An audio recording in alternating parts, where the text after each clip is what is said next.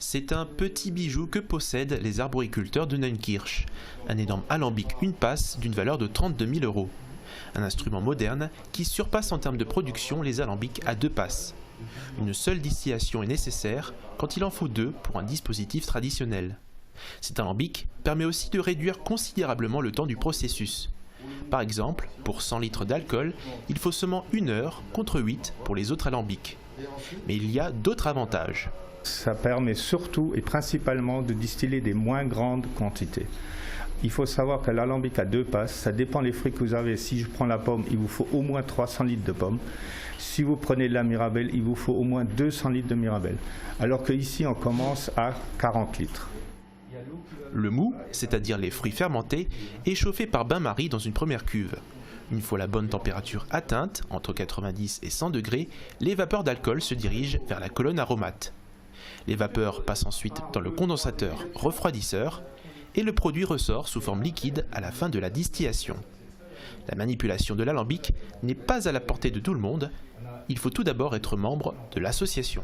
On a 5 personnes du comité qui actuellement savent utiliser l'alambic à 1 passe. Ces gens-là, ils forment d'autres personnes du comité pour leur apprendre. Et au fur et à mesure des années, bien sûr, ceux qui savent déjà distiller avec l'alambic à 2 passes sauront distiller avec l'alambic à 1 passe une fois qu'ils auront été formés et qu'on leur a appris comment faire. Aujourd'hui, c'est de la mirabelle, mais chaque fruit a un temps de distillation différent. Cet instrument fixe est chauffé au gaz, la température peut donc être plus facilement gérée et maintenue. Le processus une fois terminé, l'alcool peut maintenant être dilué pour être consommé en bouteille à 47 degrés. Et nous sommes maintenant en direct avec Bernard Klopp. Bonjour. Oui, bonjour à vous. Dites-nous, côté météo, est-ce que 2020 a été une année propice pour les fruits ? Alors 2020 a été, contrairement à ce qu'on pourrait penser, pas très propice aux fruits, sachant que l'ensoleillement était très bien, mais l'eau a manqué. Le degré hygrométrique n'était pas là. Donc les fruits n'ont pas mûri normalement, n'avaient pas suffisamment d'eau.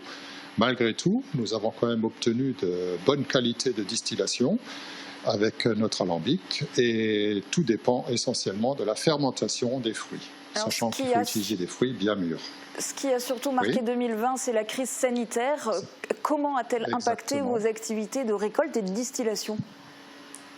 Elle a impacté nos activités de la façon suivante, c'est que les douanes nous autorisent à distiller à certaines dates et de certaines heures, et les autorisations en cours ont dû être annulées puisque tombant en pleine période de confinement, et donc nous avons dû reporter toutes les distillations qui étaient en plein confinement, et ce qui nous a retardé dans notre travail.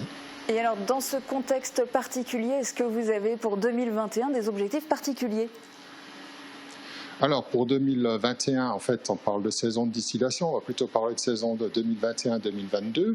Et pour l'instant, nous avons, on va dire, 10 000 litres de mou par an en moyenne. Notre objectif est quand même de passer à peu près à 30 000 litres de mou par an avec notre alambic.